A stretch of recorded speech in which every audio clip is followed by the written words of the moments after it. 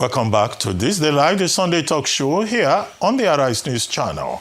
Now, as I said earlier, our next subject is removal of Nigeria from the high-risk financial list by the European Union following the plenaries by the Financial Action Task Force based in Paris. And then there's the other subject about inflation, headline inflation in Nigeria.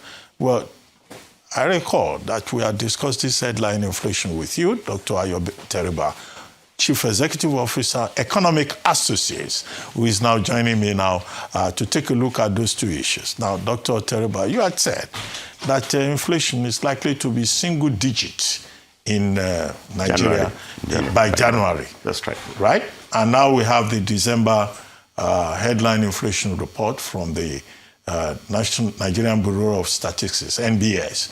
And the NBS is saying, well, you know, it's now 15.15 as of December 2025. And I came down from 17.16 in November. But they have changed methodology,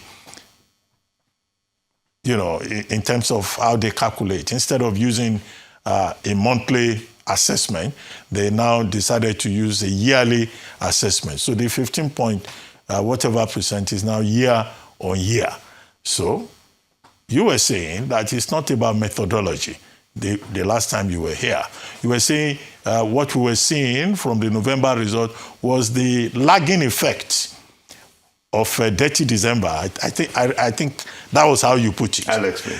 But that it is not rebasing. But now this new methodology that they say they have adopted, they say it's based on international best practice. It is what is done in West Africa. And interestingly enough, the IMF has had to praise the Nigerian government that the methodology adopted is a good one. You seem to have a different opinion. When did they do that? No, in the course of the week. It was part of the report. Released by MBS. Anyway, I wanted you to finish. Yes. I wanted you to land, yes, so I can respond. Okay, Dr. Abati, good evening. And thank you for the invitation. Good evening, yes, viewers.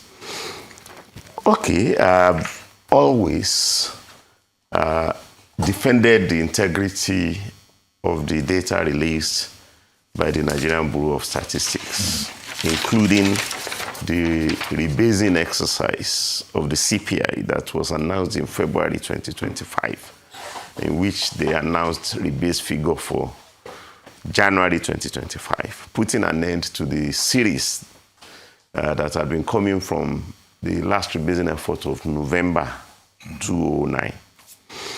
And the rebased figures released up to November had integrity. I had to engage the NBS in August and then in September about 2 errors committed by them when they announced the rebase figure in February. The suggestion that the index for December 2024 was 100% was an error. It was not 100%. They did not rebase to December 2024. Rather, from the releases they had made up to July, it was clear that the index was 100 around June. I said, go out and correct that impression before we get to December.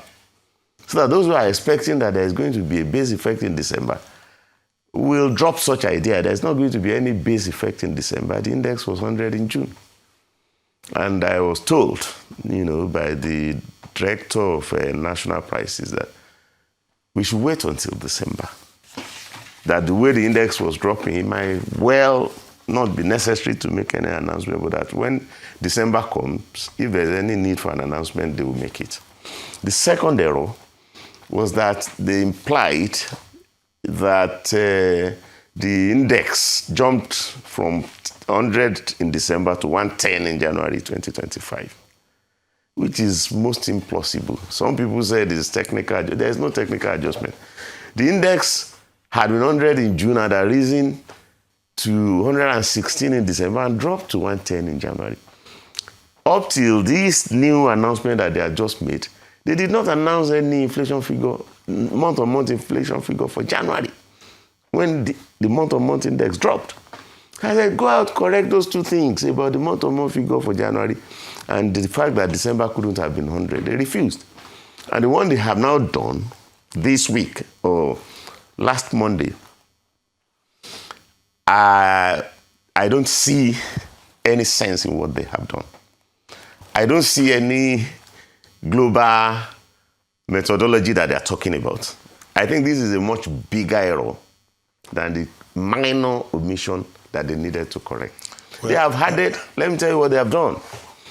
They've now added between 2.9% and 3.1% to the year-on-year inflation figures that they have announced since January. I don't know any country that has come back to do that before. So if you are marking up the year-on-year inflation figures that you have announced since January, what kind of new methodology is that? It's arbitrary. Okay. And if Nigeria had any way of calling its institutions to order, it should be upturned. They should be made to revert to the original announcements in January and correct the impression that December wasn't 100% and that January wasn't dash the month-on-month in January. Okay. That's my brief introduction. Okay.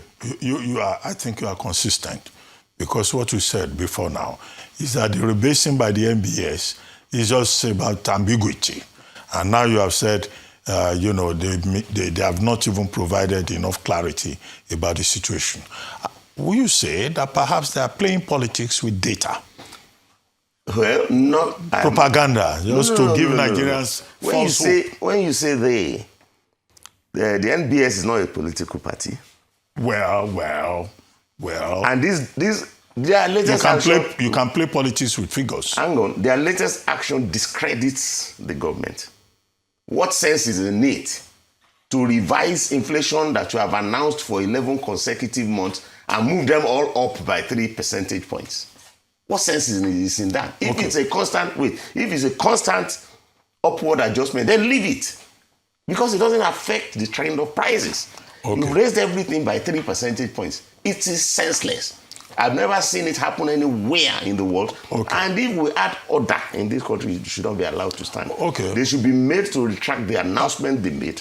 Well, perhaps you are right, because one of your colleagues, Teriba, the CEO of CFG Advisory, yes, said from their own computations in his office that they arrived at over 20%, and that the figure that the MBS is touting does not reflect the realities in Nigeria. Maybe perhaps that's exactly what you are saying. That's not exactly what I'm saying. I'm saying that inflation in November had previously been announced by MBS to be 14.45. Yes. In this latest announcement, they marked it up to 17.3. No. So they are added. Yeah, for November. They are added 2.9 to it. Yes. The figure they announced for December, the year-on-year inflation they announced for December now, instead of it to be 12.4, they now say it's 15.5. That's 3.1. So they've added 3.1. So what's the point in marking up announced year-on-year figures for 11 months, all by an average of 3 percentage points, and then increasing the one that you should have announced in December by another 3 percentage points? Okay, very quickly. So they are exaggerating the level of the year-on-year inflation. Very quickly. The World Economic Forum just issued a statement, a report, saying that, in fact, this year, there's going to be a lot of dislocations. There's going to be a lot of turmoil within the economic space, at least for the next 2 years, in the short term, which will make all these calculations, particularly in the emerging markets, developing countries, not realistic. Do you agree? About the geopolitical confrontation, about the crisis that the WEF is predicting in its preliminary outlook report? Okay, the WEF. WEF, World Economic Forum. Yeah, the WEF is not a prophet. So do not swear by their prediction. Their prediction will be conditional. If event Well, in economics, everything is relative. If event A occurs, event B will follow. And the probability, so if you get a weather forecast, it's a probability. The probability that event A will occur remains to be seen. So we shouldn't create, therefore, panic. We should wait for events to occur, and then we will respond to it. And they are predicting crisis on a global scale. And the extent to which it is going to affect us, we'll have to wait to see. I mean, President Trump made his tariff announcements. He created as much turbulence as he could in 2025. The impact on Nigeria had relatively been mild. So I would imagine, that the crisis that the WEF is predicting may or may not occur, and to whatever extent that they occur, the impact on us should not be exaggerated. And when we get there, we have capable institutions like, the central bank and the economic management team to respond to them. And the fact that the crisis is on the global scene does not immediately automatically translate that the crisis will then happen in Nigeria to the same scale. Okay. You had predicted that Nigeria will have single-digit inflation in 2026. But are you saying now MBS has messed that up with their wrong methodology? Well, arbitrary methodology that adds 3 percentage points to all the inflation figures announced this year. So they've added to the December one. They say the year-on-year inflation in December was 15.5, whereas it should have been 12.4. So let's see what they announced in January and see if we have to discount their magic 3%, which they say is latest methodology. We can be discounting their 3% from it, but if we are already right now at 12.4, we are just one step from single digit. If we are at 15.4, we are 2 steps from single digit. Whether it occurs in January or not, in single digit inflation will be with us here in Nigeria latest by the last month of the first quarter. So Nigeria is on course. We were at 34.6 in November 2024.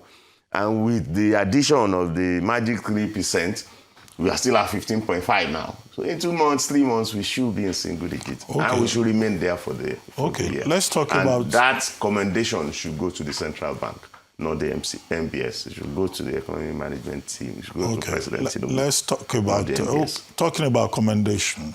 Maybe you talk again about the judiciary, the central bank, the Financial Intelligence Unit, the Economic Financial Crimes Commission. Simply, the EU now removing Nigeria from the high-risk list of countries. 5 other countries in Africa are also on that list, including South Africa, including Tanzania, 5 others removed. So what does this mean in real terms for Nigeria? This follows the removal of Nigeria from the Great List by the Financial Action Task Force in October. And the EU, following the Financial Action Task Force's own verification of improvements in the enforcement, regime on money laundering, on terrorism financing in Nigeria.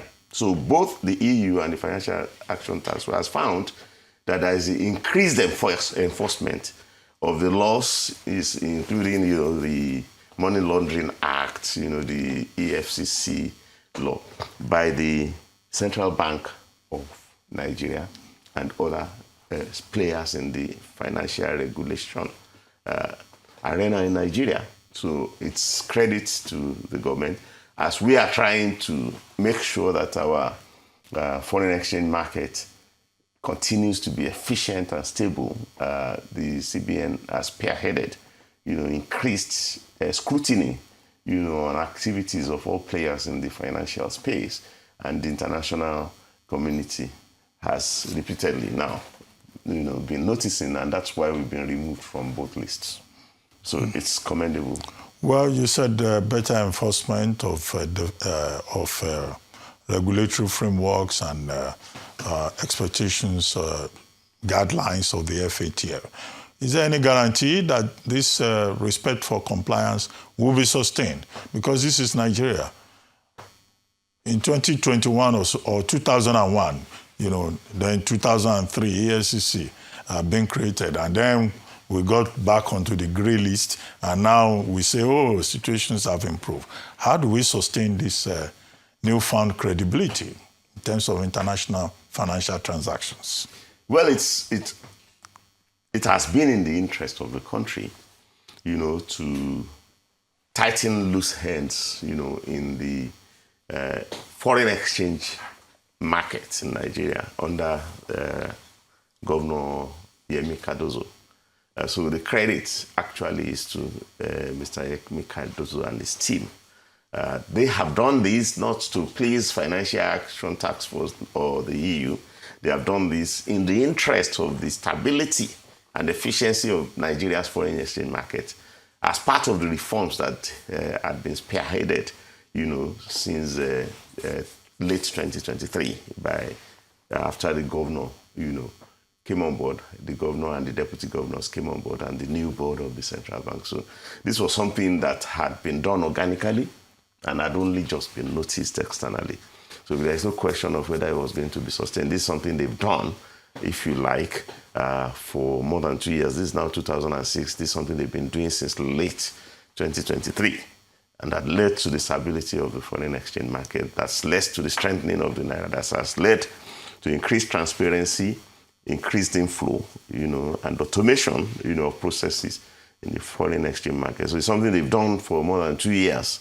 There's no reason to doubt that it will be sustained. Okay, finally, Dr. Teriba, you've been giving all the credit to the Central Bank of Nigeria. But in the statement on this FATF and European Union Commission, the NFIU, spokesperson for Nigeria Financial Intelligence Unit, says it's as a result of collaboration among many agencies in Nigeria. Not even the central bank would deny that. No, central bank was mentioned. But you are attributing it only to central bank. The spokesperson said it's a collective, collaborative effort among many agencies of government in Nigeria, and not just one unit. Oh, well, all of those agencies... Is that a fair comment? It's a fair comment. I won't say that only central bank deserves the credit. But we were placed, back on this list in 2022. All these agencies were there. What's new is the new reform efforts spearheaded by the CBN.